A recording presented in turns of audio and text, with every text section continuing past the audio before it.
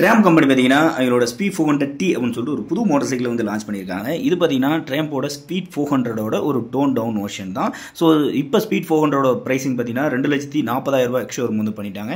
So இந்த வண்டியோட pricing பார்த்தீங்கன்னா 2,17,000 எக்ஸ்ஷோரூம் வந்து பண்ணியிருக்காங்க. ஸோ இது பார்த்தீங்கன்னா அதோட ஒரு டோன் டவுன் வெர்ஷன் தான். ஸோ அதுக்காக இந்த வண்டியில் நிறைய காஸ்ட் கட்டிங்கும் பண்ணியிருக்காங்க. ஸோ இன்ஜின் நிறைய பார்ட்ஸ் வந்து இந்த வண்டியில் வந்து சேஞ்ச் பண்ணியிருக்காங்க. 3 கலர் ஆப்ஷன்ஸ் வந்து கொடுத்துருக்காங்க. ஒரு ஒயிட் கலர், ஒரு பிளாக் கலர், ஒரு ரெட் கலர். இந்த மாதிரி 3 கலர் ஆப்ஷன்ஸில் இந்த வண்டியை வந்து இன்ட்ரோடியூஸ் பண்ணியிருக்காங்க. மெயினாக பார்த்தீங்கன்னா இதில் அந்த யூஎஸ்டி ஃபோக்ஸ் வந்து ரிமூவ் பண்ணிட்டு ஒரு டெலிஸ்கோபிக் ஃபோக்ஸ் வந்து கொடுத்துருக்காங்க. இது பார்த்தீங்கன்னா 43 mm. ஸோ ரியரில் பார்த்தீங்கன்னா மோனோஷாக் சஸ்பென்சர் தான் அந்த ஸ்பீட் 400ல வர மாதிரி கொடுத்துருக்காங்க. இந்த எக்ஸாஸ்ட் பைப்லாம் பார்த்தீங்கன்னா உங்களுக்கு full and full black out பண்ணியிருக்காங்க. இந்த இன்ஜின்லையும் பார்த்தீங்கன்னா உங்களுக்கு சேஞ்சஸ் கொடுத்துருக்காங்க. இந்த இன்ஜின் பார்த்தீங்கன்னா அந்த same 398cc single cylinder liquid cool engine தான். இதில் பார்த்தீங்கன்னா ஸ்பீட் 400 விட பவர் வந்து கம்மியாக ஜென்ரேட் பண்ணுற மாதிரி கொடுத்துருக்காங்க.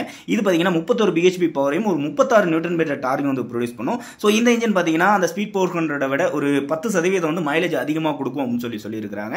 ஸோ இந்த குரோம் ஃபினிஷை பார்த்தீங்கன்னா நிறைய இடத்துல வந்து பிளாக் அவுட் பண்ணியிருக்காங்க. நிறைய இடத்துல இந்த பாடி பேனல்ஸ் எல்லாம் பார்த்தீங்கன்னா உங்களுக்கு பிளாஸ்டிக்கில் வர மாதிரி வந்து கொடுத்துருக்காங்க. ஸோ ஹெட்லைட் அப்படின்னு சொல்லி பார்த்தீங்கன்னா full and full LED setup தான். இண்டிகேட்டர் எல்இடி தான், டெயில் லைட்டும் எல்இடி தான். So full and full LED தான். அடுத்து இந்த ஸ்பீடோமீட்டர் அப்படின்னு சொல்லி பார்த்தோம்னா செமி டிஜிட்டல் அந்த ஸ்பீட் 400 யூஸ் பண்ண சேம் மீட்டர் தான் இதில் யூஸ் பண்ணியிருக்காங்க. இதில் பார்த்தீங்கன்னா உங்களுக்கு யூஎஸ்பி சார்ஜிங் ஜாக்கெட் வந்து வர மாதிரி கொடுத்துருக்காங்க. இந்த வண்டியோட வெயிட் பார்த்தீங்கன்னா 180 கிலோ வர மாதிரி இந்த வண்டி வந்து கொடுத்துருக்காங்க. ஃபிட் அண்ட் ஃபினிஷ் இந்த குவாலிட்டி எல்லாம் பார்த்தீங்கன்னா ஸ்பீட் 400 விட கொஞ்சம் வந்து வண்டியில் காஸ்ட் கட்டிங் வந்து பண்ணியிருக்காங்க. அதை நம்ம நல்லாவே பார்க்க முடியும். ஸோ அந்த ஹேண்டில் பார்ல பார்த்தீங்கன்னா உங்களுக்கு அந்த ரவுண்ட் மிரர்ஸ் வந்து கொடுத்துருக்காங்க. அந்த பார் அண்ட் மிரர்ஸ் வந்து தூக்கிட்டாங்க. அடுத்து இந்த ரைட் பை டெக்னாலஜி வந்து தூக்கிட்டாங்க. ஸோ இந்த வண்டியில் வந்து ஸ்லிப் அண்ட் அசிஸ்ட் கிளட்ச் வந்து ஸ்டாண்டர்டாகவே கொடுத்துருக்காங்க. ஆனால் இந்த வண்டியில் ட்ராக்ஷன் கண்ட்ரோல் வந்து ரிமூவ் பண்ணிட்டாங்க. ஆனால் front and back disc brake கொடுத்துருக்காங்க. டியூவல் சேனல் ஏபிஎஸ் வந்து ஸ்டாண்டர்டாகவே கொடுத்துருக்காங்க. அது ரொம்ப நல்ல விஷயம். ஸோ ஸ்லிப்பர் கிளச்சும் அந்த வண்டியில் வந்து ஸ்டாண்டர்டாக வருது. அது ரொம்ப நல்ல விஷயம் தான். சீட் ஹைட் பார்த்தீங்கன்னா 800 mm வந்து கொடுத்துருக்காங்க. ஸோ இந்த வண்டியோட பிரைசிங் எவ்வளோ அப்படின்னு சொல்லி பார்த்தீங்கன்னா 2,17,000 எக்ஸ்ஷோரூம் பிரைஸ்க்கு வந்து கோட் பண்ணியிருக்காங்க. அதுவே இப்போ லான்ச் பண்ண அந்த ஸ்பீட் 400 பார்த்தீங்கன்னா அந்த பிரைஸ் வந்து இன்க்ரீஸ் பண்ணிட்டாங்க. 2,40,000 எக்ஸ்ஷோரூம் வந்து கோட் பண்ணியிருக்காங்க.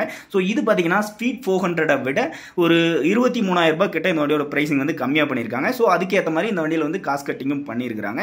ஸோ இப்போதைக்கு ட்ராம்ப் கம்பெனியில் ரொம்ப விலை கம்மியான ஒரு பைக்னா அது இந்த ஸ்பீட் 400T4 தான். ஸோ இந்த வண்டி பார்த்தீங்கன்னா உங்களோட கருத்துக்களை கமெண்ட்ல சொல்லிருங்க. ஸோ இந்த மாதிரி புது பைக்ஸ் பற்றின அப்டேட்ஸ் ரெகுலராக பார்க்க நம்ம சேனலை சப்ஸ்கிரைப் பண்ணிக்கோங்க.